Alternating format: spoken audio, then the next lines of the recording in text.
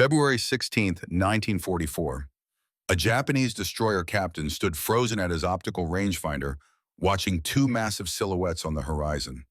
The American battleships opened fire from 35,700 yards away. That is nearly 20 miles. The shells screamed through the morning sky and landed so close to his ship that salt spray drenched his entire crew. His rangefinder operators reported frantically, their voices cracking with disbelief. The enemy was hitting near them from beyond visual range, from a distance where Japanese optics could barely see the targets, where their own guns would be firing completely blind. The Americans were placing 2,700-pound shells with terrifying precision. In that single moment, everything Japanese battleship crews had trained for their entire careers began to crumble. They had spent decades perfecting optical gunnery training, their eyes to measure distances across the waves, calculating firing solutions by hand with mathematical precision. And now an invisible enemy was raining destruction upon them from over the horizon. This is not a story about that battle. This is the story of the man who won the war without ever firing a shot. A man most admirals called a dreamer. A man who proved that in modern warfare, the most dangerous weapon isn't always the biggest gun. Sometimes it's the one your enemy never sees coming. His name was Dr. Marcus Webb. But before we understand how Webb changed naval warfare forever, we need to go back. Back to when two worlds existed in perfect confidence, each believing they understood the future of naval combat, each believing their philosophy would prevail. Only one would survive. Let's return to where it all began 6 years before that destroyer captain watched shells arrive from the invisible horizon. Back to 1937, when two young men on opposite sides of the Pacific Ocean began journeys that would define the greatest naval conflict in human history. On one side, Ensign Kenji Watanabe, 16 years old, standing at attention in the Naval Academy at Etajima, Japan. The finest optical gunnery student his instructors had ever seen.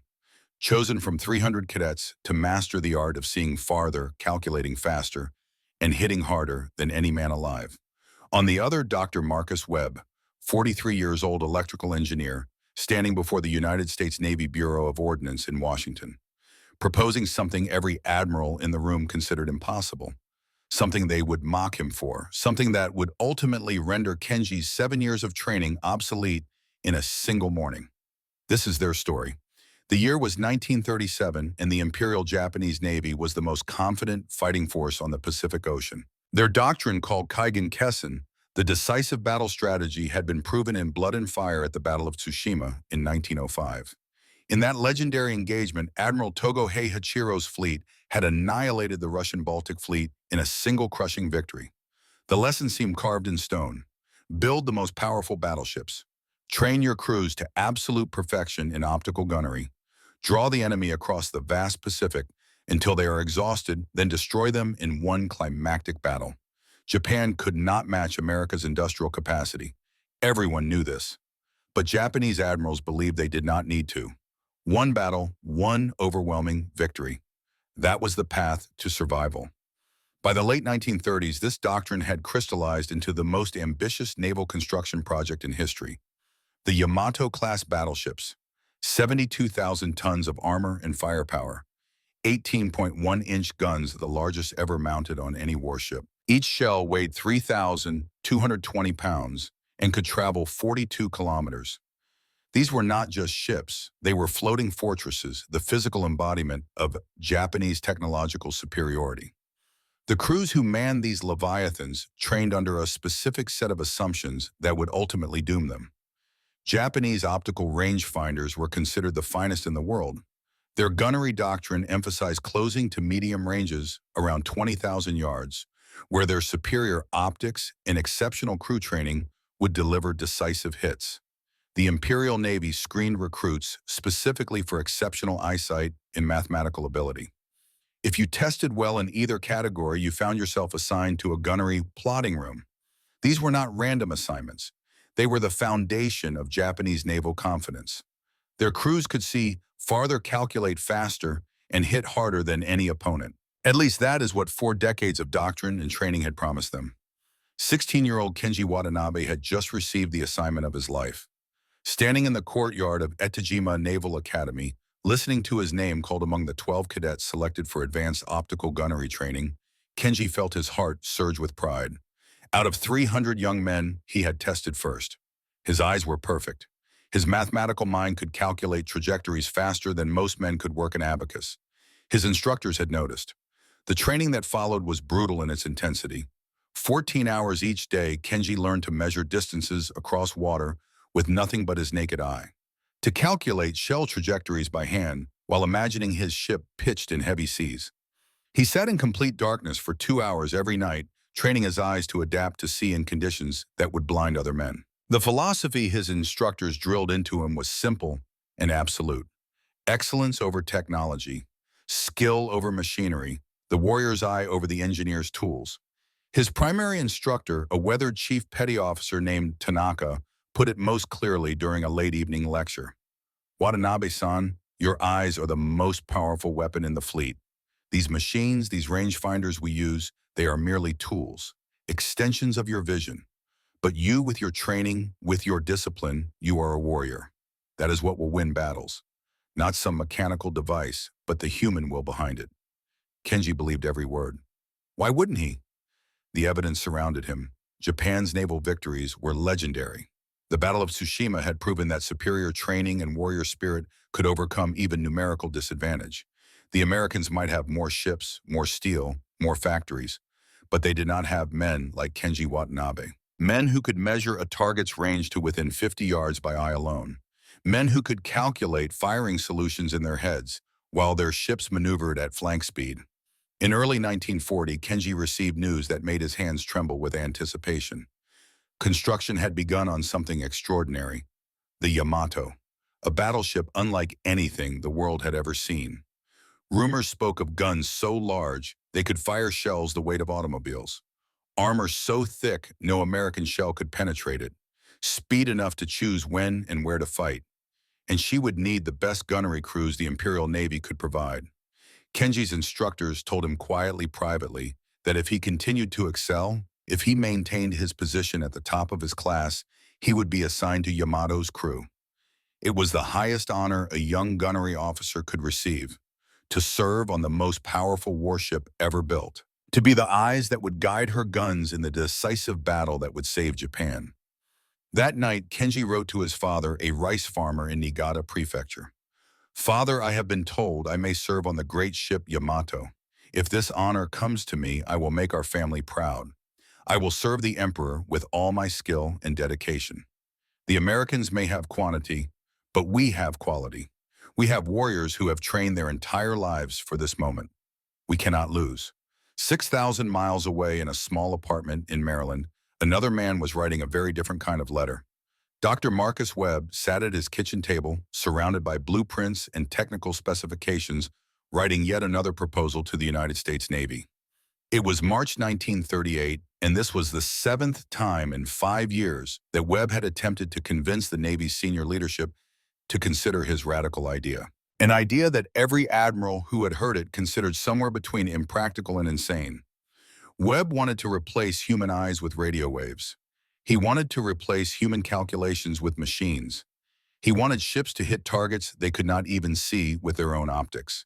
He called it radar integrated fire control, and to the men who ran the United States Navy in 1938, it sounded like something from a science fiction novel. Webb was a slight man, thin from years of obsessive work, his hair already graying despite being only 43 years old. He had degrees in electrical engineering from 2 universities. He had patents for radio equipment. He had worked with the Naval Research Laboratory for a decade. And he had been told no so many times that his wife Eleanor had stopped asking him how his meetings went. She could see the answer in his eyes every time he came home. But Webb kept trying, because he understood something that most peacetime officers in 1938 could not imagine. War was coming. It might not come this year or next, but it was coming. And when it did, American sailors would die if their weapons could not match what the enemy brought to the fight. Technology would not just be an advantage, it would be survival itself. The proposal Webb was writing that March evening was his most detailed yet. He had learned from his previous rejections. This time he included cost estimates, technical specifications, projected timelines, comparisons to existing systems, Everything a cautious, budget-conscious Navy bureaucrat might want to see. But the core idea remained unchanged and utterly revolutionary. What Webb proposed was this: a radar system that could detect enemy ships using radio waves bounced off their hulls. An analog computer that could calculate firing solutions automatically accounting for target speed, bearing wind temperature, and even the rotation of the Earth. Automated gun directors that would track targets without human adjustment. The entire process from detection to firing solution would happen faster than any human crew could manage. Faster, more accurate, and effective in conditions where human eyesight failed completely. Darkness, fog, smoke, distance beyond the horizon. None of it would matter. The mathematics were sound. Webb had checked them hundreds of times. The physics were proven. Radio waves traveled at the speed of light. They bounced off metal objects with predictable characteristics. With the right equipment, you could determine the range and bearing of a target with precision that exceeded any optical system ever built. The problem was not the science, Benis. The problem was convincing tradition-bound naval officers to trust machines over men. On March 15, 1938, Webb gave his presentation to a room full of skeptical admirals at the Bureau of Ordnance in Washington. He had rehearsed his speech a dozen times. He had anticipated every objection. He stood at the front of the room with his charts and diagrams, and he made his case with all the passion and precision he could muster. The admirals listened politely. They asked a few questions, and then Rear Admiral Thomas Brennan stood up. Admiral Brennan was 58 years old, a veteran of the Great War, and a man who believed deeply in the traditions of naval warfare. He had risen through the ranks by understanding ship sailors and the realities of combat at sea. He did not have an engineering degree. He did not pretend to understand radio waves or analog computers. What he understood was that American naval gunnery had worked effectively for decades, and he saw no reason to spend millions of dollars on unproven technology when traditional methods were perfectly adequate. Dr. Webb Brennan said, his voice carrying the weight of authority and just a hint of condescension, "You are asking us to trust radio waves to aim a 16-inch gun. You are asking us to replace trained fire control crews with machines. You are proposing that we abandon methods that have served this Navy since the days of sail and instead put our faith in equipment that has never been tested in combat. Is that correct?" Webb stood his ground. "Admiral, with respect, that is precisely what I am proposing, because the alternative is to send American sailors into battle with systems that will be inferior to what our enemies develop. The Japanese are not standing still. The British are experimenting with radar. The Germans are investing in new technologies. If we do not innovate now, we will find ourselves fighting the next war with the last war's weapons," another officer spoke up. "But Dr. Webb, our boys are the best trained in the world. We spend years teaching fire control crews. We select the finest men. We drill them constantly. Are you suggesting that a machine can do better than a trained American sailor?" Webb paused. He knew this was the crucial moment, not in terms of mathematics or engineering, but in terms of psychology. These men had built their careers on the idea that American sailors were the best in the world. He was not trying to insult them. He was trying to save their lives. Sir Webb said carefully, "I am not suggesting machines replace sailors. I am suggesting machines augment sailors. A trained crew with radar and computer assistance will be far more effective than a trained crew with optical systems alone. We keep the men. We just give them better tools." It was the wrong answer. Or perhaps there was no right answer. Admiral Brennan smiled thinly.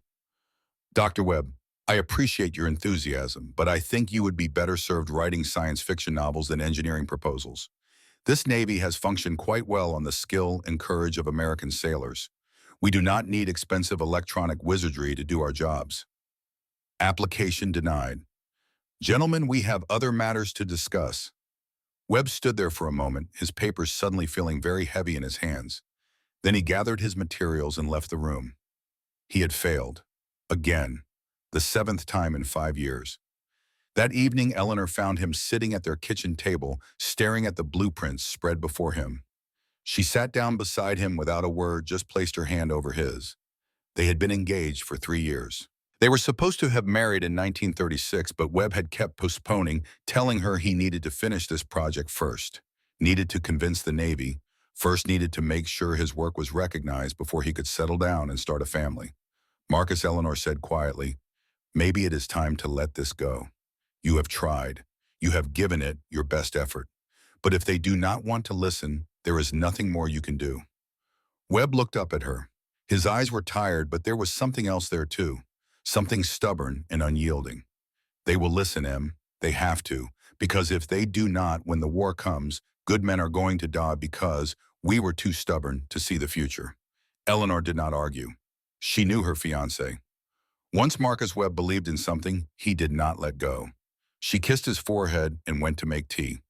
Behind her, Webb turned back to his blueprints, already planning his 8th proposal. But Webb had something the admirals did not know about. He had allies, a small group of engineers at the Naval Research Laboratory who shared his vision. They had been quietly experimenting with radar technology since the early 1930s, and they knew the principles were sound. Radio waves traveled at the speed of light. They bounced off metal objects with predictable characteristics.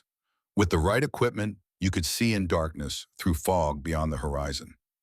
The technology was not science fiction, it was physics, and physics did not care what traditions the Navy preferred. One of these allies was a junior officer named David Sullivan. Lieutenant Commander Sullivan was 29 years old in 1938, young enough to believe in new ideas, but senior enough to have some influence.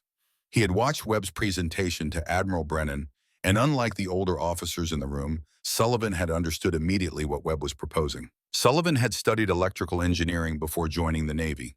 He understood the mathematics, and he understood that Webb was right. Sullivan approached Webb after another failed presentation in June 1938. "Sir," he said, "I know they turned you down again, but I believe in what you are trying to do, and I think I can help you get another chance. Not a meeting, not a proposal, a demonstration. Let me talk to some people." Webb looked at this young officer with a mixture of hope and exhaustion. "Why do you believe me? Everyone else thinks I am wasting their time." Sullivan smiled. "Because I did the math, sir. And the math does not lie. Your system will work. We just need to prove it to people who do not understand equations." Over the following months, Sullivan worked behind the scenes. He talked to sympathetic junior officers. He found a rear admiral who was willing to listen, a man who had seen enough combat to know that innovation often came from unexpected places. And in September 1938, he secured what Webb desperately needed: one chance, one demonstration. 3 hours at the Naval Proving Ground in Dahlgren, Virginia. If Webb could make his system work in front of witnesses, he would get his funding. If he failed, the project was dead forever. Webb assembled his prototype equipment with frantic care. He had one radar set roughly the size of a large refrigerator, cobbled together from parts he had been developing for years. He had one analog computer, an impossibly complex maze of gears and electrical relays that could calculate firing solutions if, and this was a significant, if all 300 vacuum tubes inside it worked simultaneously without burning out. He had cables, dozens of them, connecting everything together in a way that looked more like modern art than military equipment. The target would be the USS Porter, a decommissioned destroyer being towed at 10 knots 5 miles offshore. The conditions would be perfect. Clear visibility, calm seas, everything favoring traditional optical methods. Webb would have to hit the target more accurately than a trained optical fire control crew could manage. And then if he really wanted to prove his system's value, he would have to do it again under conditions where optical methods failed. The morning of the demonstration was clear and cold. Admiral Brennan arrived with 6 other senior officers, none of whom expected to be impressed. They had seen Webb's proposals. They knew what he claimed. But knowing something should work in theory and seeing it work in practice were very different things. The test began at 0900 hours. The control group, a Navy optical fire control crew with the fleet's best-trained rangefinder operators, went first. They had perfect conditions: clear sky, calm water, a target moving at a steady, predictable speed. These were ideal circumstances for showing what human skill could accomplish. The crew took their positions. The rangefinder operator called out the initial range, 12,000 yards. The plotting team calculated windship motion, target motion. The gun elevated to the proper angle. At 0915, they fired their first shot. The shell landed 200 yards short. Spotters called the correction. The second shot landed 150 yards over. The third shot straddled the target, landing 50 yards to the side. 3 shots to bracket a target in perfect conditions. This was standard Navy performance. Perfectly acceptable. The officers watching nodded their approval. This was what American gunnery looked like. Chilled, professional, effective. Now it was Webb's turn. His team activated the radar system. On a small circular screen, a bright dot appeared, painting the USS Porter's position with perfect clarity. The analog computer began its calculations, taking inputs from the radar, from wind sensors, from gyroscopic stabilizers that measured the test platform's motion. The entire process took 7 seconds. A human crew would need 3 minutes to achieve the same calculation, and that was under ideal conditions, with no stress and no incoming fire. Webb gave the order. Fire. The gun elevated automatically, guided by the computer's solution. It fired. The shell arced through the morning sky. 50 seconds of flight time. Officers watched through binoculars, waiting to see the splash. The shell landed 50 yards from the USS Porter. On the first shot, with no ranging rounds, no corrections, just immediate calculated accuracy. Admiral Brennan frowned. He turned to his aide and muttered one word. Lucky. But Webb was not finished.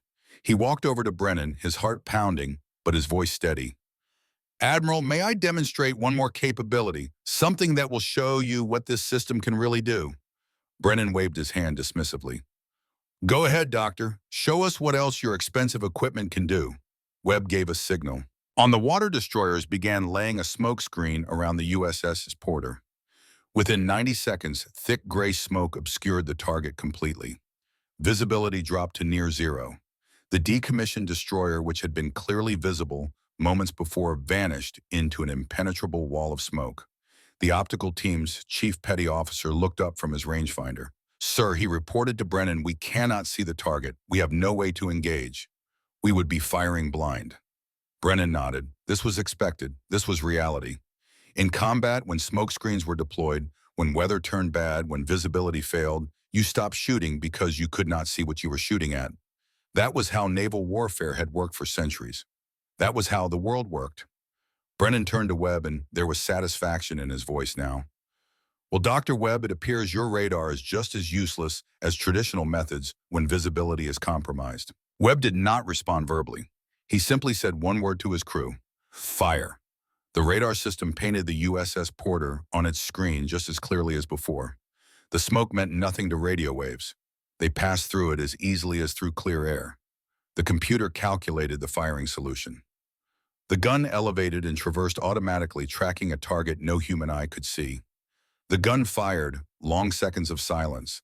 Officers straining to see through the smoke, wondering where the shell would land, assuming it would miss by hundreds of yards, because how could you hit what you could not see? Then the splash, visible even through the smoke because of its size and proximity, 30 yards from the invisible target. Complete silence. Admiral Brennan walked slowly to Webb's radar station. He stared at the circular screen, watching the bright dot that represented the USS Porter. Perfectly painted, perfectly tracked, perfectly visible, despite the smoke that had rendered every optical system useless. Lieutenant Commander Sullivan, watching from the side, whispered under his breath, Jesus Christ. One of Brennan's aides said what everyone was thinking. That is not possible. But it had just happened, in front of a dozen witnesses, under conditions that should have made accurate fire impossible. Webb's system had done what no human crew in history had ever accomplished. Hit a target it could not see. Admiral Thomas Brennan was many things.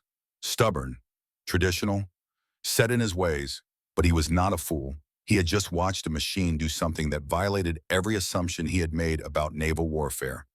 He had watched technology triumph over human skill in the most fundamental way possible. Later that day, after the other officers had left, Brennan found Webb packing up his equipment. The Admiral stood there for a moment, watching this thin, tired-looking engineer, carefully disconnecting cables and checking his vacuum tubes for damage. Dr. Webb, Brennan said quietly. Webb looked up, expecting another dismissal. I owe you an apology, Brennan continued. Several apologies, actually. I was wrong. We were all wrong. What you have created here, it is not just an improvement. It is a revolution. Webb set down the cable he was holding. Admiral, I appreciate that. I truly do. How much do you need? Brennan asked directly. $40 million, Webb replied without hesitation. And 5 years. Brennan did not flinch. You will have it. Do not fail us, Dr. Webb. Because if what I just saw can be replicated, if it can be installed on our battleships and made reliable, then you have just changed naval warfare forever. They shook hands. Webb should have felt triumphant. He had just won. After 5 years of rejection, after 7 failed proposals, he had finally convinced them. He had the funding, he had the time, he had everything he needed to build his system. But driving home that evening, Webb felt no triumph, only weight, because he understood something Admiral Brennan did not fully grasp yet. Webb had just created a weapon that would kill thousands of enemy sailors with terrifying efficiency. Somewhere across the Pacific on a battleship that had not even been completed.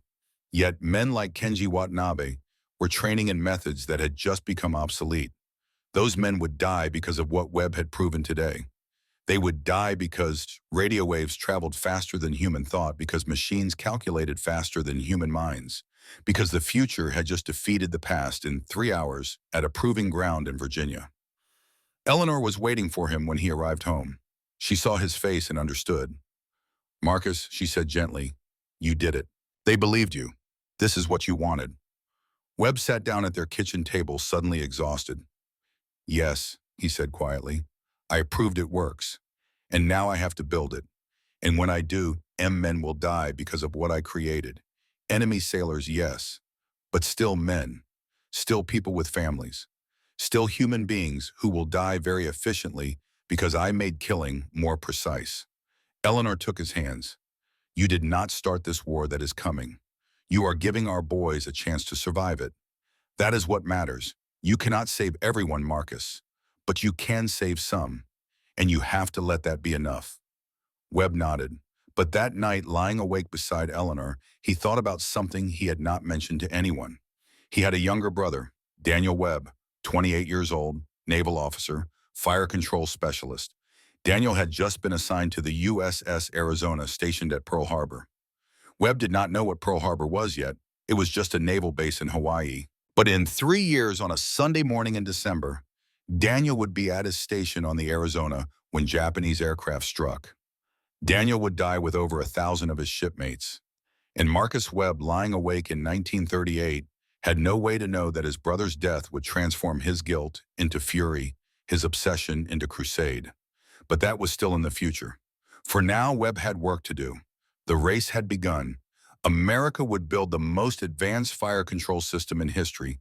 Japan would build the most powerful battleship. Only one approach would survive. And for both Kenji Watanabe and Marcus Webb, the next 5 years would determine not just the outcome of a war, but the fundamental nature of how wars would be fought forever after. While Webb assembled his team of 50 engineers in Maryland, dedicating every waking hour to turning a prototype into a combat-ready system on the other side of the Pacific, Kenji Watanabe received the assignment he had dreamed of since joining the Navy. At age 19 in 1940, top of his class, he was selected for the Yamato's gunnery crew. The ship was still under construction, but Kenji was allowed to tour her to see what he would be serving on, to understand the scale of what Japan had created. The first time Kenji walked through the Yamato, he felt like he was touring a floating fortress built by gods. Each main turret was as large as a 3-story building. The gun barrels, each one 60 feet long, could fire shells that weighed more than a small automobile. The range was 42 kilometers farther than any battleship gun in history. The armor was 16 inches of steel, thick enough to stop any shell the Americans could fire. Everything about the Yamato spoke of power, of invincibility, of the decisive victory that Japanese doctrine promised. Chief Petty Officer Tanaka, now 55 years old with 35 years of service, showed Kenji around the ship. They stood beneath the forward main turret, looking up at the massive guns that would soon make naval history. Watanabe-san, Tanaka said with deep pride, "Your eyes are the best I have ever seen. And this ship is invincible. Together you will bring honor to the Emperor and terror to our enemies. The Americans may have more ships, but they do not have anything like this. They do not have warriors like you. When the decisive battle comes, when we meet their fleet in the open ocean, Yamato and her crew will show the world what Japanese spirit can accomplish." Kenji believed every word. Why would he not? Everything in his training, in his education, in the doctrine, that had guided the Imperial Navy for 40 years told him this was true. The Americans were industrialist builders of quantity over quality. They might have more ships, but those ships would be inferior. They might have more sailors, but those sailors would be less skilled. When it came to the moment of decision, when battleships faced each other across the waves, with everything at stake, Japanese superiority would prevail. That night, Kenji wrote another letter to his father. Father, I have toured the Yamato. She is beyond anything I imagined. Standing beneath her guns, I felt the pride of serving something greater than myself. The Americans cannot build anything like this. They cannot train men to our standard. When we meet them in battle, our victory is assured. I will make you proud, Father. I will make Japan proud. But while Kenji dreamed of glory aboard an unsinkable battleship, Webb was discovering that revolutionary technology came with revolutionary problems. The Mark 8 radar worked in theory. The Mark 8 rangekeeper computer calculated correctly on paper. But in practice, disaster after disaster emerged. Vacuum tubes burned out after 20 hours of operation instead of the expected 500. Saltwater corrosion ate through circuits in weeks. The tropical humidity of the Pacific conditions Webb's lab in Maryland could not replicate caused condensation inside sealed compartments, shorting circuits and degrading performance. By mid-1940, Webb had spent $12 million and produced a system that barely functioned outside a laboratory environment. Rear Admiral Brennan, who had championed the project, was starting to receive difficult questions from his superiors. When will it be ready? How much more money do you need? Are we wasting resources on technology that will never work in actual combat? The pressure was immense. Webb stopped sleeping more than 4 hours a night. He stopped eating regular meals. Eleanor would find him at his desk at 2 in the morning, passed out on top of blueprints, circles under his eyes so dark they looked like bruises. She would wake him gently, make him eat something, listen to him rant about impedance, mismatches, and capacitor failures, and the impossible challenge of making 300 vacuum tubes work simultaneously in high humidity, while the platform they were mounted on pitched and rolled in heavy seas. Marcus, she told him one night in early 1941, "You are killing yourself. This is not worth your life." Webb looked at her with eyes that seemed to see through her to something distant and terrible. "If I do not fix this, American sailors will die. The system has to work. It has to. Because the alternative is sending our boys to fight with inferior weapons, and I cannot accept that. So yes, I will kill myself if I have to, because their lives are worth more than mine." Eleanor did not argue. What could she say? This was who Marcus was. This was why she loved him and why she worried about him in equal measure. She kissed his forehead, made him promise to sleep at least a few hours, and left him to his work. The breakthrough came in November 1941, though Webb would not know it was a breakthrough until later. He finally solved the vacuum tube problem by switching to a different manufacturer and implementing a new cooling system. He solved the corrosion issue by developing new seal compartments with moisture-absorbing materials. He solved the reliability issue by building redundancy into every critical system. By early December 1941, the Mark 8 system was finally actually genuinely ready for installation and testing on a real ship. Then came December 7th. Webb was in his laboratory when the news broke. Pearl Harbor attacked.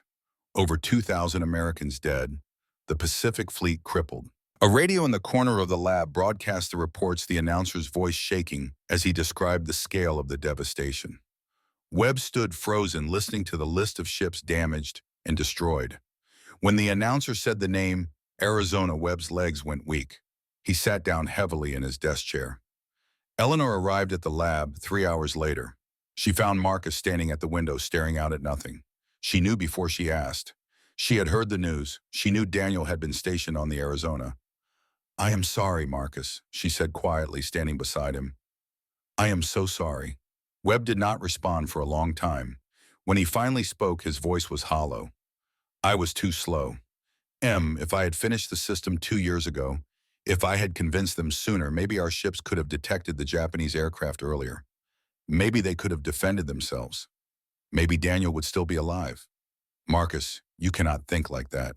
You cannot take responsibility for decisions made by others for an attack that no one predicted." "I can fix this," Webb said, and there was something in his voice now, something hard and determined and almost frightening. I can make sure no more American sailors die because we could not see the enemy. I can make sure Daniel's death means something. But I need to finish this system, and I need to make it work perfectly. Because every day it is not ready, more men like Daniel die. Grief became fuel. Over the following 6 months, Webb worked with an intensity that worried everyone around him. He rarely left the laboratory. He tested and retested every component. He personally oversaw the first installation on a test vessel. He demanded perfection because anything less would be a betrayal of Daniel's memory of every sailor who had died at Pearl Harbor, of every man who would go to war, relying on Webb's technology to keep them alive. By December 1942, the Mark 8 fire control system was not just ready. It was proven. It worked. And the first Iowa-class battleship, USS Iowa, herself was waiting in the Norfolk shipyard for installation. February 1943. Webb stood on the deck of the USS Iowa, watching his life's work being installed into the most powerful battleship the United States had ever built.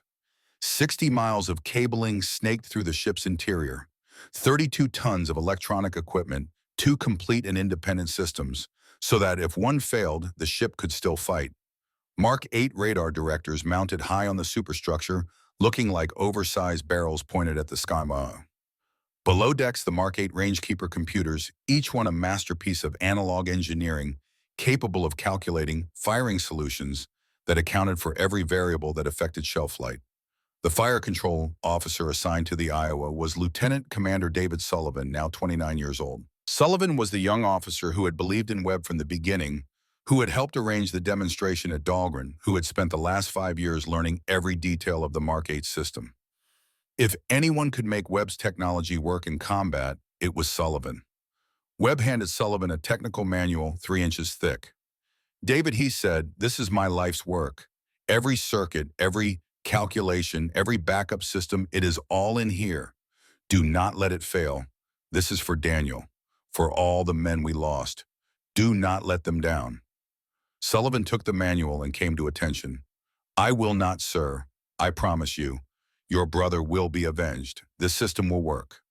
Webb wanted to believe him, but promises made in port meant nothing until tested in combat. And in late January 1944, the USS Iowa would sail toward the Marshall Islands, where Japanese forces waited confident in their superior training and warrior spirit, completely unaware that the nature of naval warfare had fundamentally changed while they perfected yesterday's techniques. The clash between Webb's machines and Japanese tradition was about to begin. And for Ensign Kenji Watanabe, everything he believed about warfare, about honor, about the superiority of human skill over mechanical calculation was about to be tested in the most brutal way possible. He would survive the test. 2,500 of his comrades would not. And the world would learn a lesson that still echoes today. In war, innovation defeats tradition. Always. Without exception. Without mercy. The USS Iowa steamed through darkness toward Kwajalein Atoll, her massive hull cutting through Pacific swells with the steady rhythm of a predator approaching prey. It was 0400 hours on January 24, 1944, and on the bridge, Lieutenant Commander David Sullivan stood at his fire control station, watching a small circular screen paint a picture that would have seemed like witchcraft to any naval officer from even 5 years earlier. 20,000 yards ahead, invisible in the pre-dawn darkness, Japanese shore installations waited. Concrete bunkers, artillery positions, ammunition depots, all of them carefully prepared, all of them manned by soldiers who expected that bombardment, if it came at all, would not begin until after sunrise. Because that was how naval warfare worked. You could not hit what you could not see. That was reality. That had always been reality. Except reality had changed, and the Japanese defenders were about to discover exactly how much. Sullivan's radar screen showed the coastline with perfect clarity. Every significant structure, every defensive position that aerial reconnaissance had identified the previous day appeared as bright returns against the dark background. The Mark 8 Rangekeeper beside him hummed softly its hundreds of mechanical components, calculating firing solutions with inhuman speed and precision. Wind speed, air temperature, target bearing and range, the motion of the ship itself pitching gently in the swells, even the rotation of the earth beneath them. Every variable that affected the flight of a 2,700-pound shell was being measured, calculated, and incorporated into a firing solution. The captain appeared at Sullivan's station, a coffee mug in his hand, his face showing the calm that came from years of command, but also something new, a tension born of untested technology. Lieutenant Commander, you are certain about this. You cannot actually see those targets with your own eyes. Sullivan looked up from his instruments. Sir, I cannot see them optically, but the radar sees them perfectly, and Dr. Webb promised me this would work. He promised me for Daniel, for all the men at Pearl Harbor. He was right about everything else. He will be right about this. The captain nodded slowly. Very well. Your system, your responsibility. When you are ready, commence firing. Sullivan keyed his microphone to the gun crews. All turrets, this is fire control. Stand by for solution. He watched the range keeper's dials spin and settle. Solution ready. Turrets 1, 2, and 3. This is for the Arizona. This is for Daniel Webb. Commence firing. 9 16-inch guns elevated to their calculated angles. For a moment, the night was quiet except for the sound of the ocean and the distant hum of the ship's engines. Then the Iowa fired. The sound was apocalyptic. 9 massive guns firing nearly simultaneously, the blast so powerful it seemed to compress the air itself. Flames erupted from the barrels, turning night into day for a brief moment. The ship shuddered despite her 70,000 tons of displacement. Shells weighing as much as automobiles arced into the sky, invisible against the stars following trajectories calculated to fractions of a degree. 50 seconds of flight time. Sullivan counted silently, watching his stopwatch, thinking about Daniel Webb, about Dr. Webb's brother, who died because Japanese aircraft struck before anyone could see them coming. That would never happen again. Not while this system worked. The impacts were visible, even from 20,000 yards, even in the darkness before dawn. Massive flashes of orange light blooming along the coastline. Then the sound reached the Iowa, a series of dull, thunderous booms rolling across the water. Sullivan's radar showed the returns from the target area, fragmenting and structures disappearing from the screen as they were obliterated. The captain stood beside Sullivan, binoculars to his eyes, even though there was nothing to see in the darkness except those distant explosions. My God, he said quietly. That was the first salvo. You hit them on the first salvo. In complete darkness. Dr. Webb was right. His brother would be proud. Sullivan felt no triumph, only a cold professional satisfaction in something else. Something that would stay with him for the rest of his life. The knowledge that he had just killed men who never had a chance to defend themselves. The Mark 8 system worked exactly as Dr. Webb had promised, which meant it was the most efficient killing machine ever installed on a warship. Daniel had been avenged, but the price was paid in Japanese blood. The bombardment continued for 2 hours. By the time the sun rose over Kwajalein, Japanese defensive positions that should have made the Marine landing costly had been systematically destroyed. Gun emplacements eliminated. Command bunkers collapsed. Ammunition storage detonated, all before the defenders could mount any effective resistance. All because American ships could see in darkness and hit targets with precision that seemed supernatural. A captured Japanese officer would later tell his interrogators something that intelligence analysts found both useful and troubling. We had no warning. There were no muzzle flashes to reveal the American ship's position. There were no ranging shots to alert us an attack was coming. The shells simply arrived. From nowhere. From invisible ships. Like judgment from an angry god. How do you defend against something you cannot see? How do you fight back against an enemy that strikes from beyond your own weapons range? You cannot. You just die. 6,000 miles away in Washington. Dr. Marcus Webb sat in his office at the Naval Research Laboratory, listening to early reports filtering back from the Marshall Islands operation. Eleanor found him there at 3 in the morning, having fallen asleep at his desk again, a telegram from Sullivan clutched in his hand. The message was brief. Package delivered. Perfect performance. No casualties our side. Heavy enemy losses. System exceeded all expectations. Daniel is avenged. Thank you, sir. Eleanor gently shook him awake. Marcus, come home. You need proper sleep. You have done what you set out to do. It works. Daniel would be proud. Webb looked at her with eyes that held complicated emotions. It works, Em. The system Daniel died waiting for it works. Those men on Kwajalein, they died before they even knew we were there. My system killed them efficiently. Is that something Daniel would want? Is efficient killing really honor? You did not start this war. Eleanor said, her voice firm but compassionate. Those men were soldiers. They chose to fight. You gave American boys like Daniel a chance they did not have at Pearl Harbor. That is not murder, Marcus. That is protection. Webb wanted to believe her. He wanted to feel that what he had created was purely good, purely justified. But late at night, alone with his thoughts, he wondered about the Japanese engineers who had designed Yamato's rangefinders. Were they like him? Did they believe they were protecting their country? Did they lie awake at night wondering if excellence in service of destruction was still excellence? He did not have answers.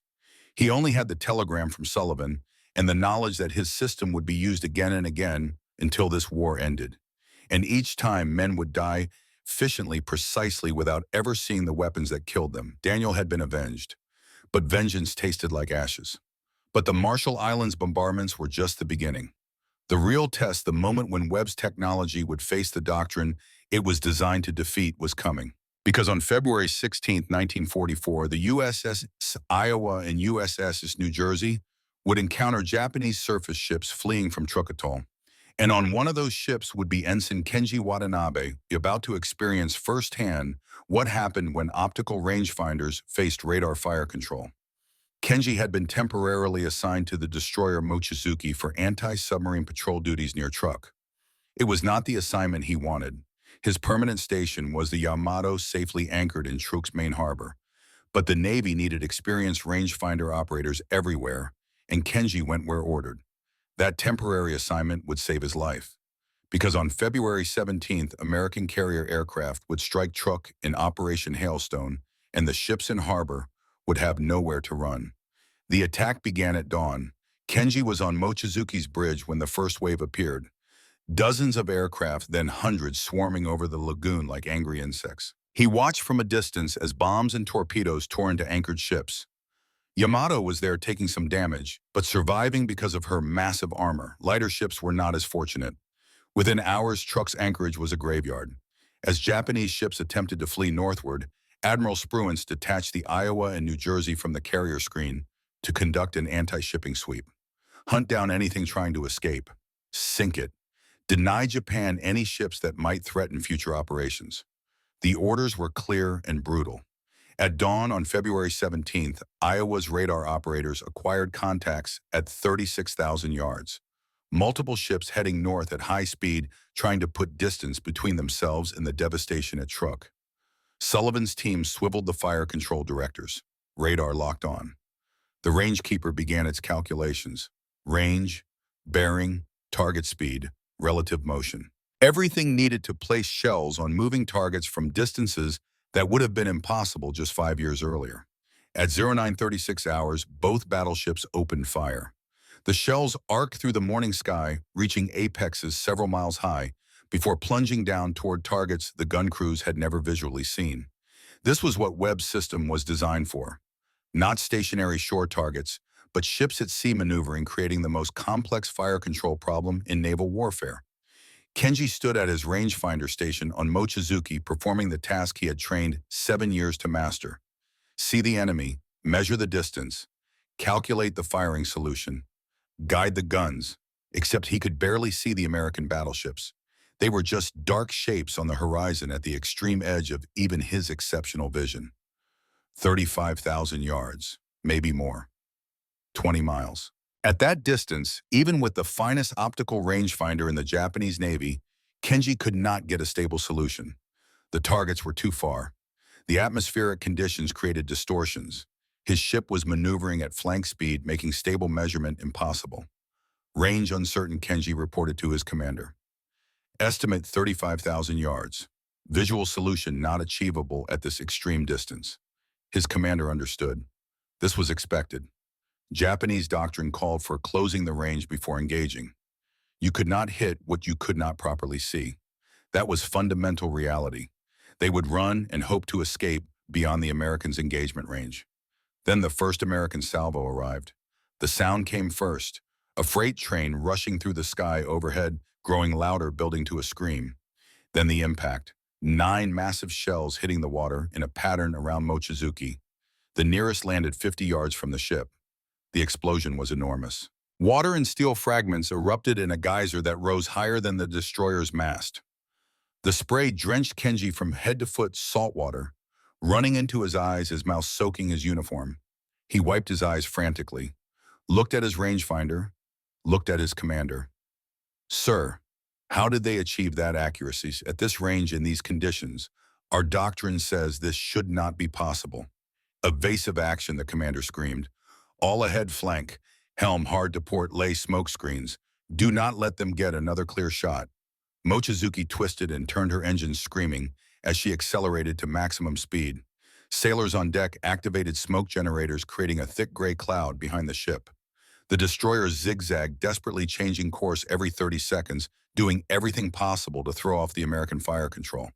It made almost no difference. The American shells kept coming. Each salvo landed closer than the last. Kenji realized with growing horror that the Americans were not ranging. They were not firing, observing, correcting, firing again. They knew where Mochizuki was. Even through the smoke, even during evasive maneuvers, the American ships were tracking the destroyer with a precision that should have been impossible with optical equipment. Another salvo screamed overhead.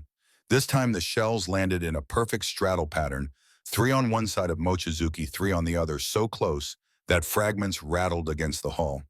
If the American gunners had elevated their weapons by just half a degree, more Mochizuki would have been hit, would have been destroyed. Kenji stared at his rangefinder. The Americans were still barely visible, dark shapes wavering in and out of clarity at the horizon's edge. How were they doing this? How could they hit a maneuvering target through smoke from 20 miles away? It violated everything Kenji had been taught about the limitations of naval gunnery. It violated the laws of physics as he understood them. Unless the Americans had found a way to see that did not rely on human eyes. The only reason Mochizuki survived was that another Japanese ship, the light cruiser Katori, drew the American fire. Katori was larger, more valuable, and perhaps her captain made a mistake in positioning. Whatever the reason, the Iowa and New Jersey shifted their attention. Katori tried to evade. She laid smoke. She maneuvered. She did everything Mochizuki had done. It failed. Direct hits tore through her hull. Within 20 minutes, she was sinking, breaking apart, taking most of her crew with her. Mochizuki limped away at maximum speed, her crew shaken, her captain silent on the bridge. They had escaped. Barely. But Kenji could not stop thinking about what he had witnessed. The Americans had achieved accurate fire from a distance where Japanese fire control was effectively blind. They had tracked a maneuvering target through smoke screens. They had done things that should have been impossible with any technology Kenji knew about. 3 days later, Kenji returned to Yamato. His report to Chief Petty Officer Tanaka was direct and troubling. Sir, the Americans can engage us from beyond our effective range. Method unknown, but it works consistently. They hit Mochizuki repeatedly from 35,000 yards, while we maneuvered at flank speed through our own smoke. This was not luck. This was systematic capability. Tanaka frowned, his weathered face showing concern, but also doubt. Watanabe-san, you were under fire. Fear affects perception, makes the impossible seem real. The Americans are skilled, yes. Their industrial capacity allows them to expend more ammunition. But they do not have magic.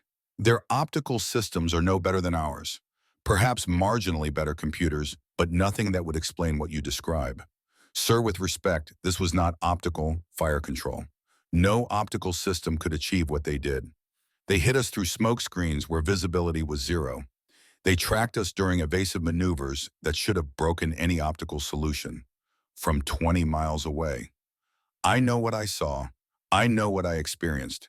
And I am telling you, the Americans have developed something we do not understand. Something that makes our rangefinders obsolete. Tanaka placed a hand on Kenji's shoulder, his voice gentle but firm. You are a good sailor, Watanabe.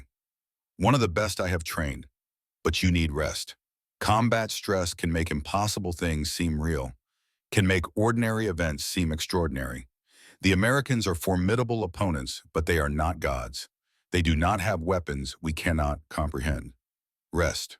Clear your head. Then return to duty. You will see. The fear will fade and rational explanation will replace it. Kenji wanted to believe his mentor, wanted to accept that he had been mistaken, that fear had distorted his perceptions. But he knew better. He had stood at that rangefinder for 4 years.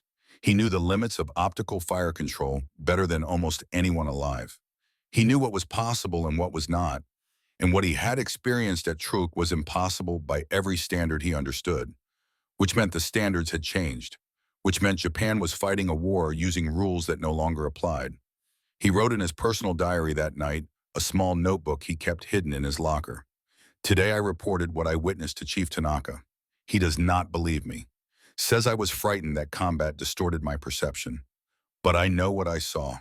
The Americans have something we do not. Some method of seeing and hitting targets beyond our capabilities. If I am right, if they can truly engage from ranges where we are blind, then everything we have trained for is obsolete. But no one will believe that. No one wants to believe that our 7 years of training, our superior eyesight, our mathematical skills, all of it meaningless, because the enemy has machines that see better than human eyes. So we will continue training with optical rangefinders and manual calculations, and we will die because our enemies have moved into a future we refuse to see. Kenji's report was not unique. Similar reports were coming in from across the Pacific. Japanese ships being engaged from extreme ranges. American fire control maintaining accuracy under conditions that should have made it impossible. Night attacks where American ships fired as if they could see in complete darkness. Intelligence analysts compiled these reports and sent them up the chain of command with increasingly urgent assessments. The Americans appeared to have developed some form of electronic detection and fire control system, possibly radio-based, capabilities unknown but clearly superior to Japanese optical methods. Most senior officers dismissed the reports, some because they genuinely did not believe electronic systems could match human skill, others because accepting the reports meant accepting that Japanese naval doctrine, 40 years in the making, had been rendered obsolete by a technology they did not possess and could not quickly develop. It was easier to believe that junior officers were exaggerating, that combat stress was creating false perceptions, that the Americans were just lucky or just willing to expend more ammunition. But one officer took the reports very seriously. Captain Hiroshi Matsuda, 47 years old, recently assigned to command a heavy cruiser division for a major operation being planned for late 1944. Matsuda had served as a naval attaché in Washington before the war. He had toured American factories. He had seen assembly lines producing ships with the efficiency of automobile manufacturing. He had written a report that his superiors had largely ignored. America's industrial capacity will overwhelm us if the war extends beyond 2 years. They can absorb losses we cannot. They can experiment with technologies we cannot afford to develop. They can innovate faster than we can respond.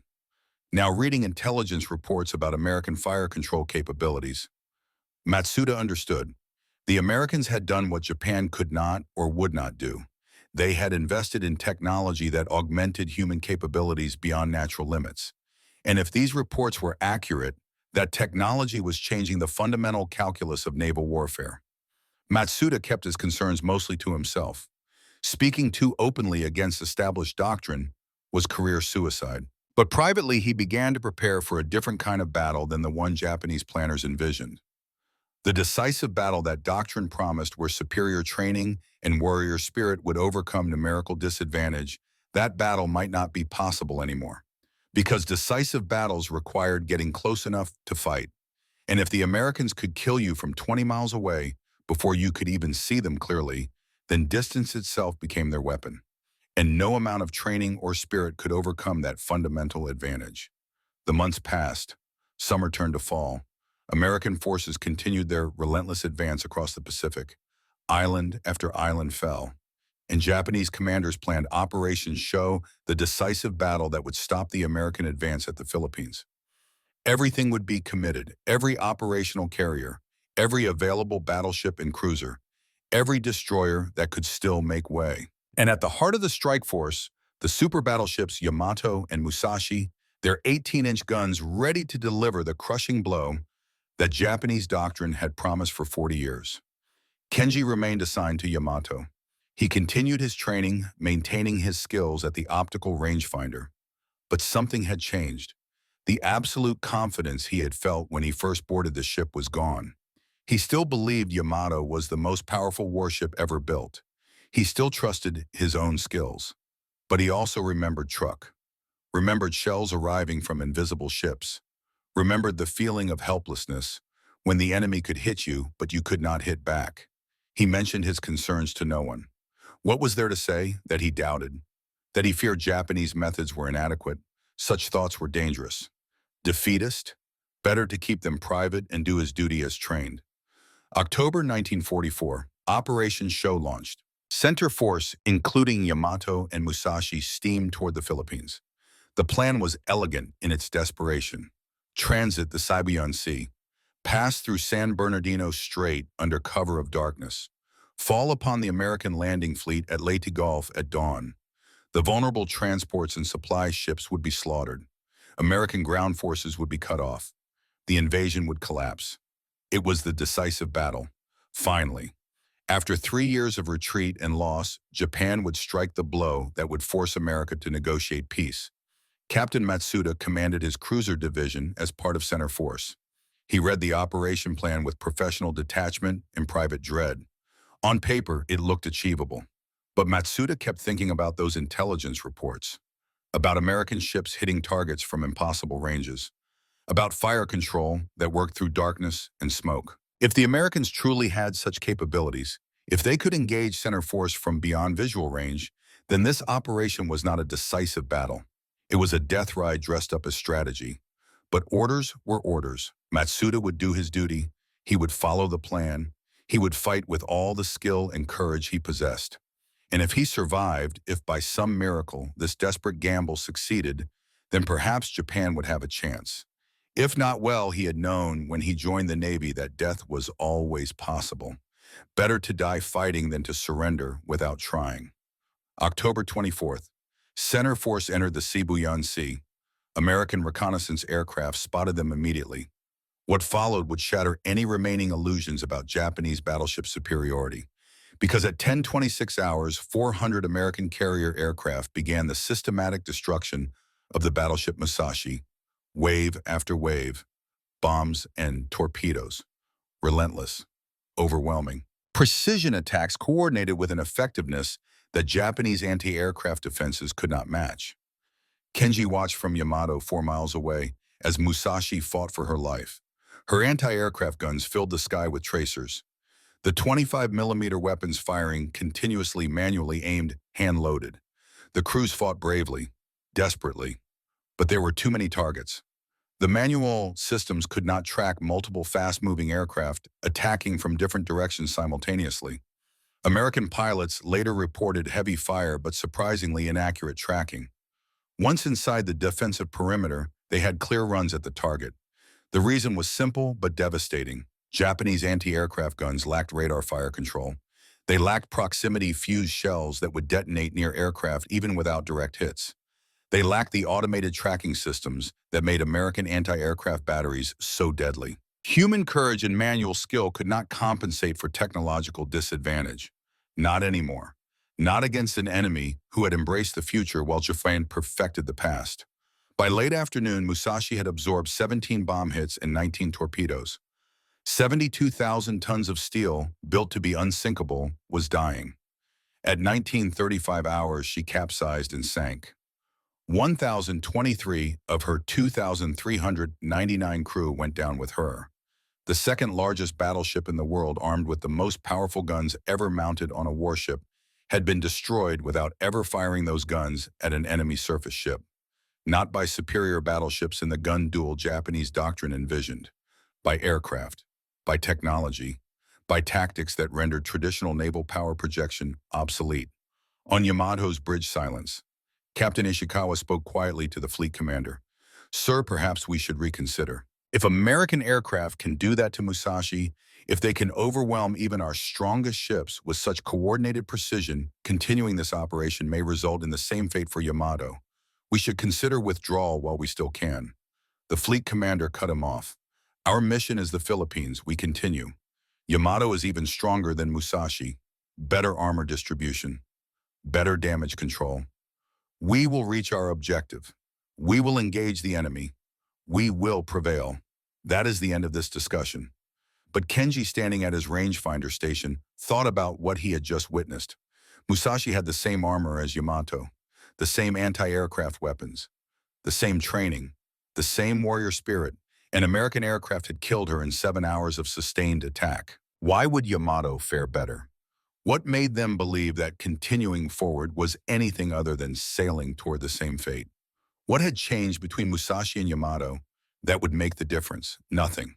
Nothing had changed. They were sailing toward death because doctrine demanded it, because honor required it, because admitting that aircraft had made battleships obsolete was unthinkable.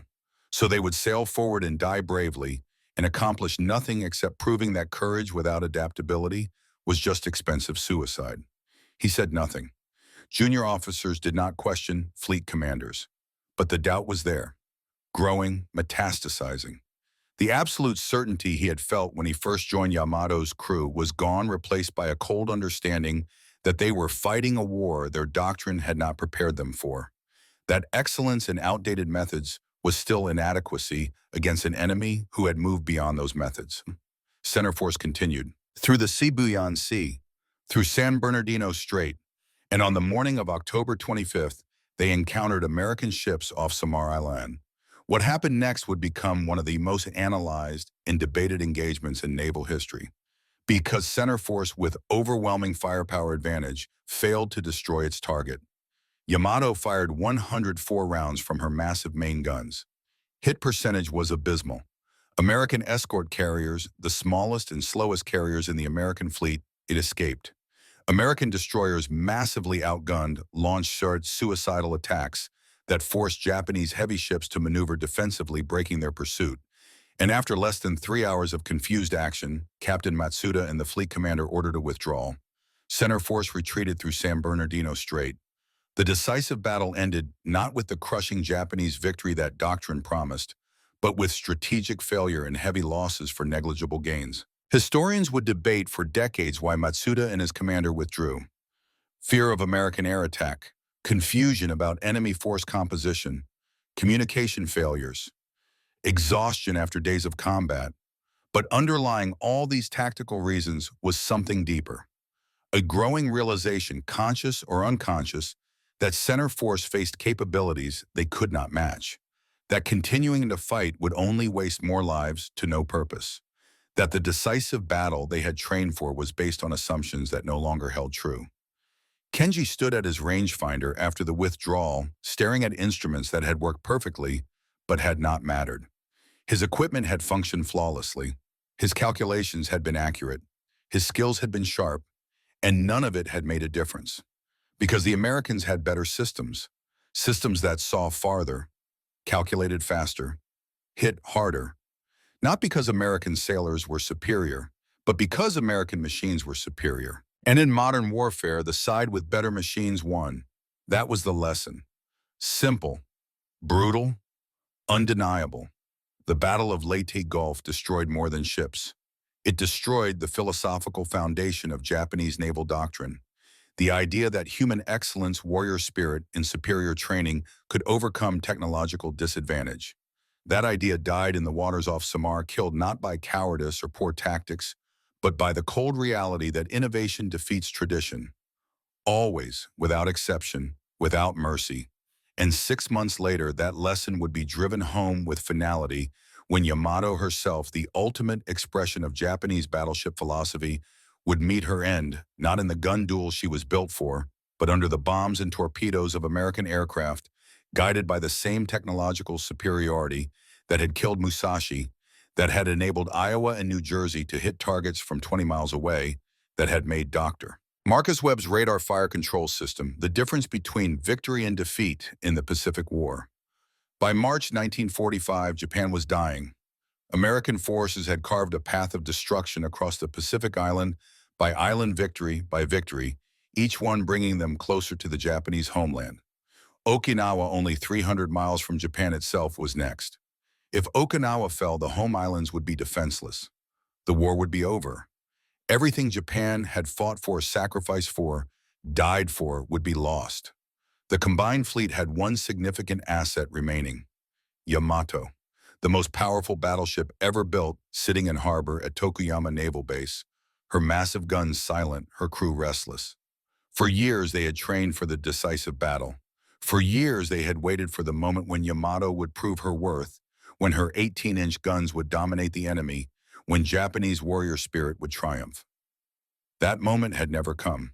And now with defeat staring them in the face, Japanese high command conceived a plan that was not about victory.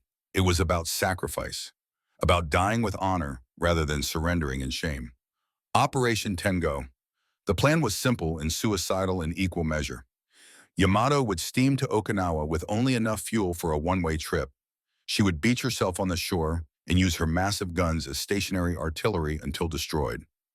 There would be no return, no rescue, no survival. Every man who sailed on this mission understood he was going to his death. The only question was whether that death would have meaning, whether it would inspire the Japanese people to continue fighting, whether symbolic sacrifice could somehow change the trajectory of a war that was already lost. Vice Admiral Takeshi Ishikawa, formerly Yamato's executive officer, now promoted to command this final mission, received his orders with stoic acceptance. He was 52 years old. He had served in the Imperial Navy for 30 years. He had fought in a dozen battles. He understood what these orders meant. This was not a military operation. This was ritual suicide on a national scale. But orders were orders. Honor demanded obedience. And perhaps in some way he could not fully articulate dying aboard Yamato was preferable to watching Japan surrender. On April 5th, Ishikawa assembled Yamato's crew. 2,778 men stood at attention on the deck, knowing what was coming, waiting for their commander to speak the words that would send them to their deaths. Ishikawa's voice carried across the silent ship. Men of Yamato, tomorrow we sail. Our mission is to reach Okinawa, to beach our ship, to fight until we can fight no more. There will be no return. Make peace with that reality. Make peace with your families. Make peace with your kamas. When we sail tomorrow, we sail into history. Whatever happens, Japan will remember us. Fight with honor. Die with honor. That is all I ask. The crew responded with a traditional battle cry. But it sounded hollow to Kenji Watanabe, now 24 years old, a senior petty officer, standing among his fellow rangefinder operators. He had survived Truk. He had survived Leyte Gulf. He had watched Musashi die. He had seen American technology render Japanese training obsolete again and again. And now he was being asked to sail to his death in a mission that had no chance of success, a mission designed not to win, but to make a statement, to prove that Japanese warriors could die bravely, even when they could not win. That night, Kenji sat in his berthing area, writing a final letter to his father by dim lamplight. The words came slowly. What do you say when you know you are writing your last message to the person who raised you? How do you explain that you are about to die for a cause that is already lost, Father, he wrote. I do not know if I will survive what comes tomorrow, but I am not afraid. For 7 years I have trained to serve on Yamato, to defend our nation with the most powerful ship ever built. I have done my duty. I have served with honor. If I die tomorrow, I die with pride in my service, even if I have doubts about the war itself. Please tell Mother I love her. And please, Father, when the war ends, and it will end, rebuild our family's farm. Grow rice again. Let something good come from all this death. Let the land heal even if we cannot. Your son Kenji. He sealed the letter and placed it with his personal effects in a waterproof container. He did not mail it. There was no point. No mail would leave Yamato after tomorrow. But perhaps if the ship sank, if someone found his belongings floating in the ocean, perhaps the letter would reach his father eventually. It was a small hope, but it was all he had. April 6th, 1945, 1600 hours. Yamato departed Tokuyama with light cruiser Yahagi and 8 destroyers. Minimal ammunition, barely enough fuel for the one-way journey. No air cover promised or expected. This was not a naval task force. This was a funeral procession. Everyone involved knew it, but they sailed anyway because that was what duty demanded, what honor required, what being Japanese meant in the spring of 1945. As the coast of Japan faded behind them, Kenji stood at his rangefinder station looking back at the land he would never see again. He thought about his father's farm, about rice paddies and spring water reflecting the sky, about his mother's cooking, about a life he might have lived if the world had been different. But the world was what it was, and Kenji was who he was. A warrior of the Imperial Japanese Navy sailing to his death, because that was what warriors did when their nation demanded it. Admiral Ishikawa addressed the crew over the ship's intercom system. Men of Yamato, we sail into history. Whatever happens tomorrow, Japan will remember us. The Americans may have more ships, they may have better technology, but they do not have our spirit. They do not have our dedication. We may not win this battle, but we will show them what it means to be Japanese. Fight with honor, die with honor, make our nation proud. The crew responded dutifully. But many of them, Kenji included, wondered if spirit and honor were enough anymore. If dedication could overcome radar and computers and automated fire control. If dying bravely made any difference when the enemy could kill you from beyond the horizon before you even saw them coming. American submarines detected Yamato's departure within 2 hours. The message flashed across the Pacific to Admiral Mitcher aboard his carrier flagship. Yamato's sortie confirmed. Course south toward Okinawa. Recommend immediate airstrike. The decision tree was simple. Battleships including Iowa with her radar fire control were available. This could be the gun duel that naval theorists had imagined. Yamato versus Iowa. Optical rangefinders versus radar. Human skill versus machine precision. The ultimate test of which philosophy would prevail. But Admiral Spruance made a different calculation. Why risk American sailors in a surface engagement when carrier aircraft could do the job more safely? Why test untried tactics when proven methods were available? Send the aircraft. If battleships are needed afterward, they will be standing by. But let the carriers handle this first. 6,000 miles away in Washington. Dr. Marcus Webb monitored the situation from the Naval Research Laboratory. He knew Yamato had sortied. He knew American forces were preparing to intercept. He felt a strange mixture of emotions.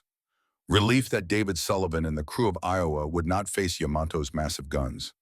Regret that his fire control system would never be tested against the ultimate challenge it was designed to defeat.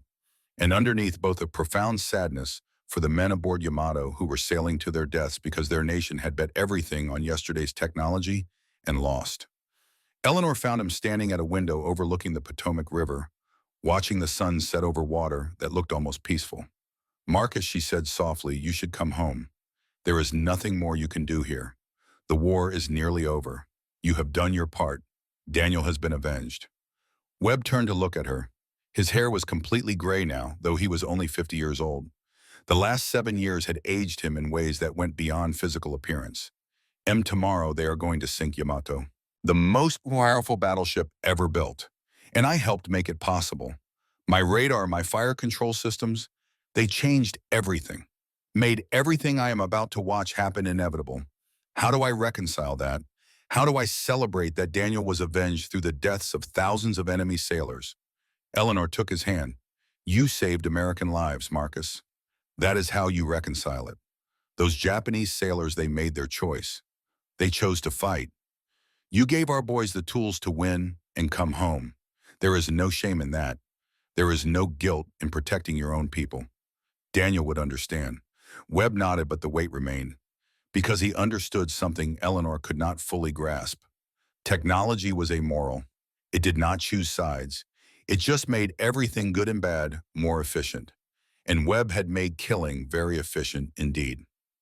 April 7th, 1945, 0800 hours. Yamato steamed south 200 miles north of Okinawa. Weather was overcast with intermittent rain squalls. Visibility was poor. In earlier eras of naval warfare, these would have been good conditions for a surface force trying to avoid detection. But radar did not care about clouds or rain. At 1,000 hours, American reconnaissance aircraft found Yamato's task force and began shadowing them, staying just beyond an anti-aircraft range, reporting position and course every few minutes. Kenji stood at his rangefinder station watching those distant aircraft circling like vultures. He knew what was coming. Everyone did.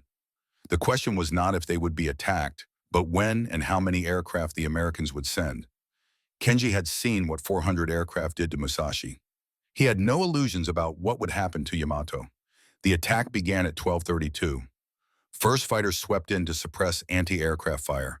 Then dive bombers rolled from altitude, their bombs falling with precision born of practice and technology. Finally, torpedo bombers descended to wave top height, their approach angles carefully coordinated to overwhelm defensive maneuvers.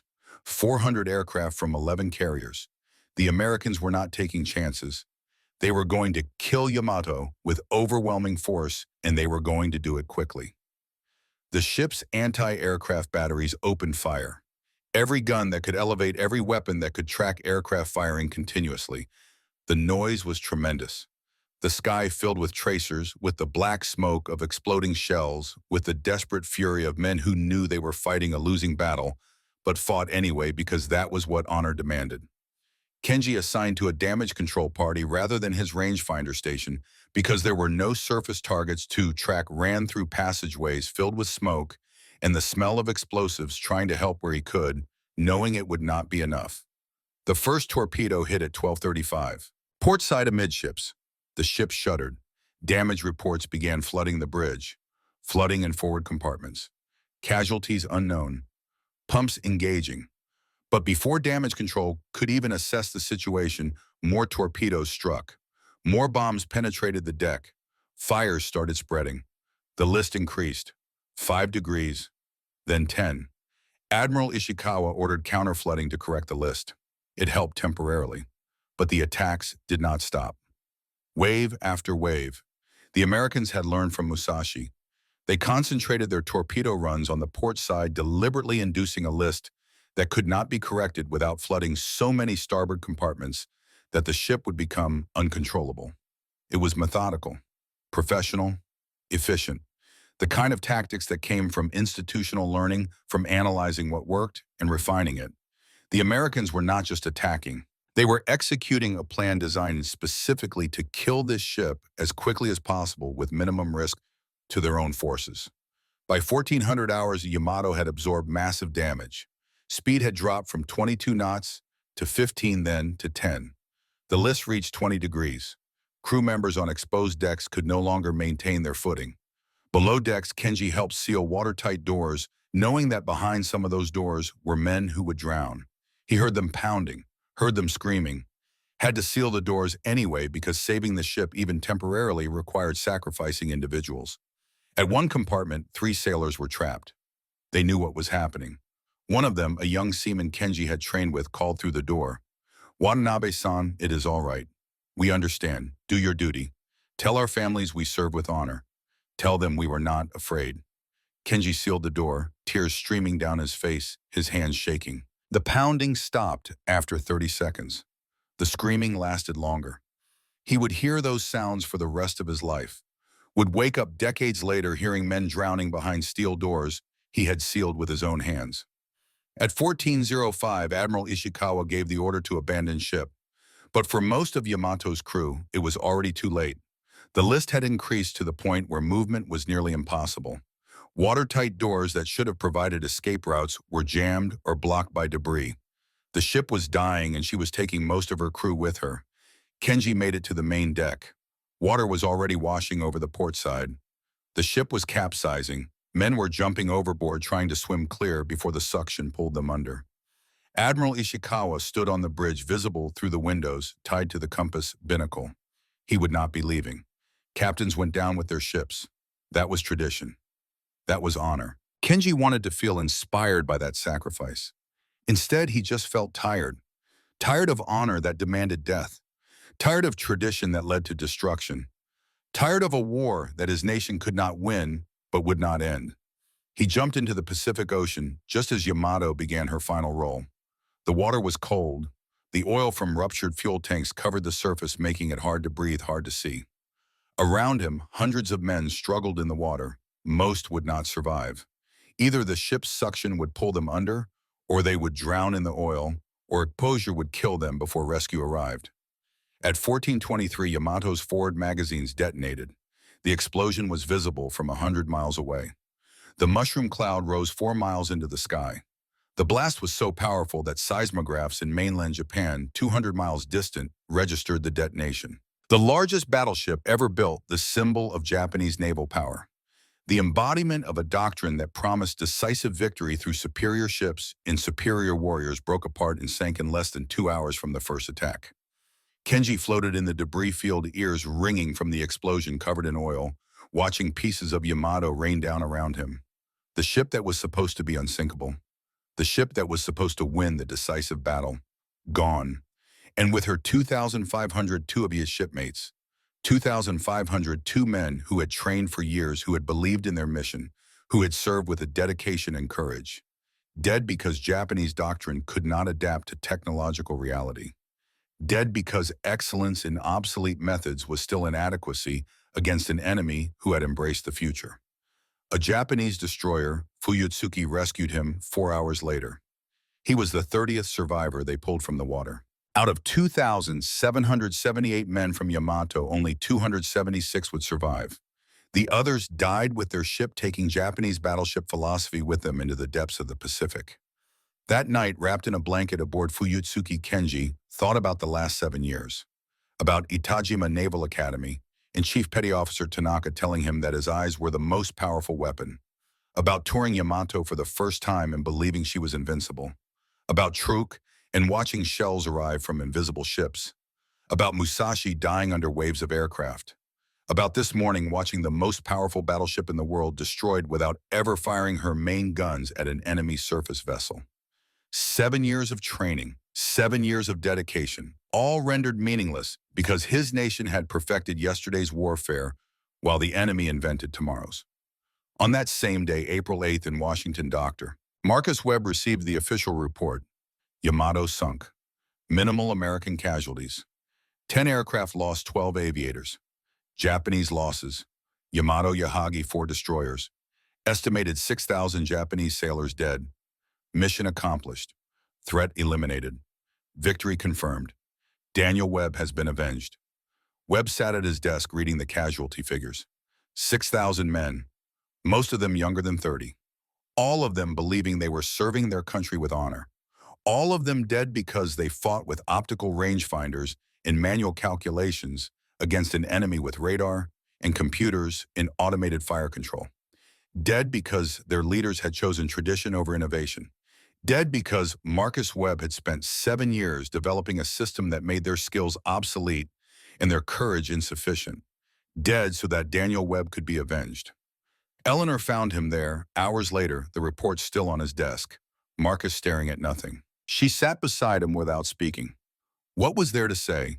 That those deaths were necessary, that American lives saved justified Japanese lives taken, that war demanded such calculations.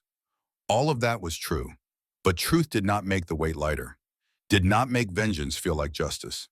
Marcus Eleanor finally said, "You did not start this war. Those men chose to serve. Their leaders chose to fight. You gave our boys the tools to come home. You gave Daniel's death meaning. That is not murder. That is survival. That is love for your brother." Webb looked at her with eyes that had seen too much. "I know, Em, I know all the justifications. I know all the arguments. But 2,500 men died yesterday in 2 hours.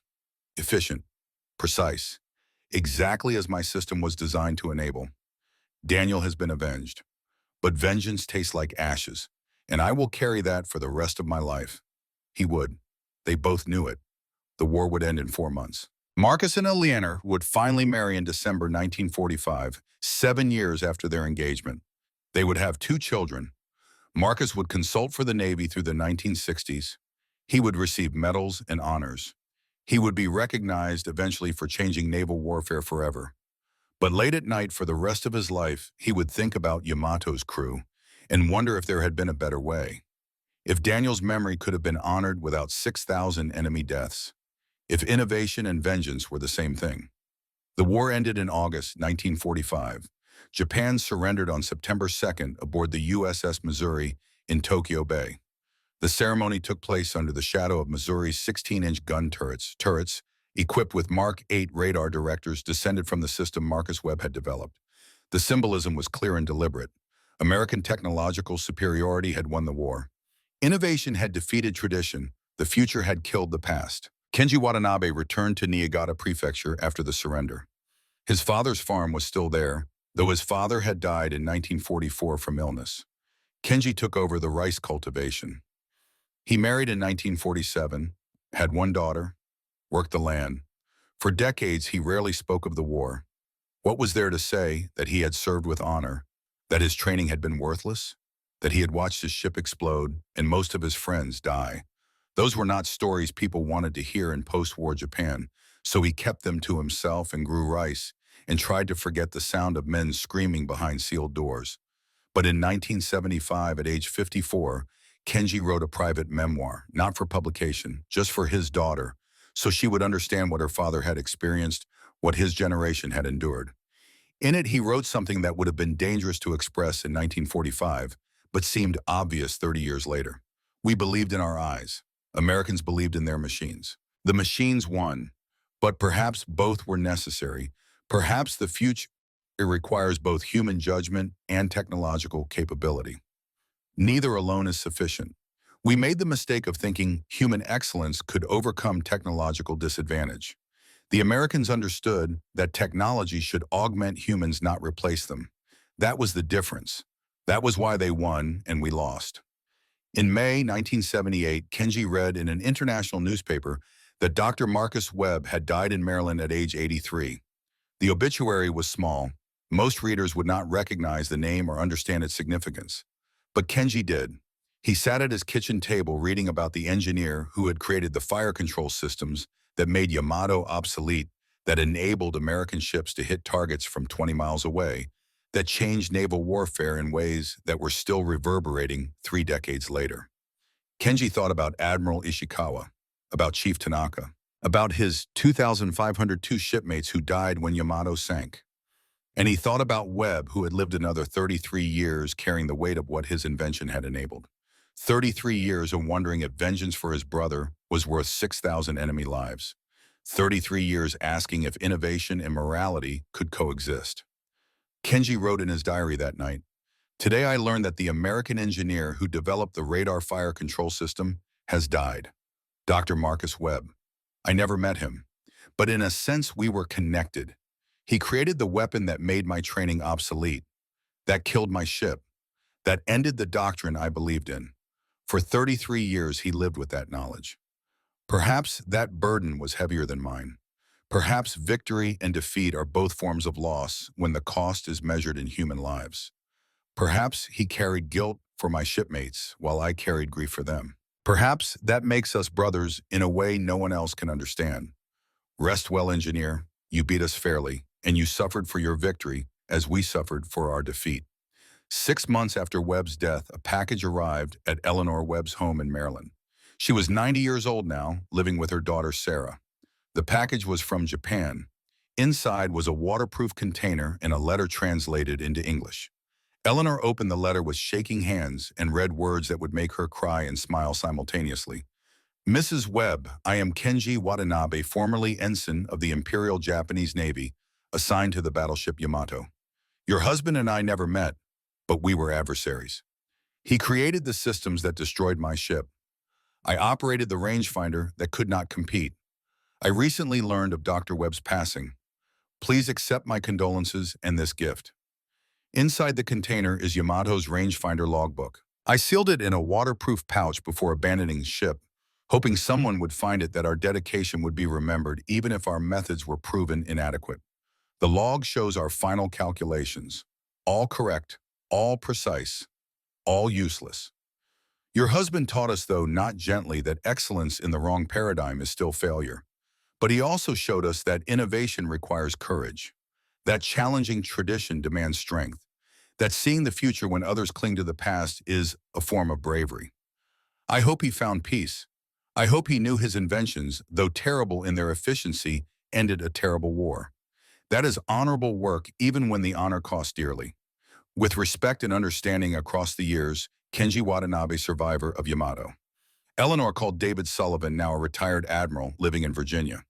He came to her home, read the letter, examined the rangefinder log, with the careful attention of someone who understood its significance. "Marcus would have wanted to meet this man," Sullivan said quietly. "They would have understood each other in ways most people could not. Both carried weights no one else could see. Both paid prices for doing their duty." Eleanor nodded. Yes. They both wondered if being right was the same as being good, if winning justified the methods, if innovation without conscience was still progress. The rangefinder log is now in the Smithsonian Institution in Washington. The display reads, "Yamato Rangefinder Log. Excellence versus Innovation. Japanese naval optical fire control, representing the pinnacle of human skill and training, versus American radar integrated fire control, representing technological augmentation of human capability. One prevailed. Both deserve remembrance. Thousands view it every year, including Marcus Webb's grandchildren, who come to understand what their grandfather created and what it cost him to create it. In 1990, Sarah Webb brought her 15-year-old son, Marcus Webb II, to visit the USS Iowa Museum in Los Angeles. They toured the ship, walking through compartments where David Sullivan had worked, standing beneath the 16-inch guns that Marcus Webb I had helped aim with unprecedented accuracy. Young Marcus touched the Mark 8 radar director, his fingers tracing the metal that had changed warfare, and asked his mother a question that had no easy answer. Was Grandpa a hero? Sarah considered carefully before responding. He was a man who invented something powerful and spent his life wondering if he should have. That is more than heroism, Marcus. That is conscience. He gave American sailors the ability to come home. He avenged his brother Daniel. But he also gave them the ability to kill efficiently. Both are true. Both mattered to him. He never resolved that tension. And perhaps that is the mark of a truly moral person. Not someone who never questions their actions, but someone who questions constantly and acts anyway because the alternative is worse. Young Marcus absorbed this, looking up at guns that could fire shells 24 miles with radar guidance. So technology changes everything. And we just have to accept that. Even if it makes killing easier. Sarah smiled sadly. Technology changes everything, whether we accept it or not. The question is not whether to innovate. The question is what we do with innovation once we have it. Your grandfather understood that. He changed warfare forever, and he carried that responsibility until the day he died. That is the real lesson. Not that innovation is good or bad, but that innovation is powerful and power demands wisdom, and that even when you win, you can still lose something of yourself. They left the museum as the sun set over the Pacific, the same ocean where Yamato had died 45 years earlier. The same ocean where thousands of men on both sides had fought and died in a war that proved definitively and finally that innovation defeats tradition, that the future cannot be stopped by perfecting the past, that excellence in outdated methods is still inadequacy against an enemy who has moved beyond those methods. These lessons were paid for in blood, in the lives of men like Kenji Watanabe's shipmates and the crews of ships that challenged American radar fire control and lost, but also in the sleepless nights of men like Marcus Webb, who won the technological race and spent the rest of their lives wondering what they had won and what it had cost. The thunder of Iowa's 16-inch guns has faded now. The ships are museums. The men who operated them, who created them, who died fighting them, are mostly gone. But the lessons remain. Innovation will always defeat tradition.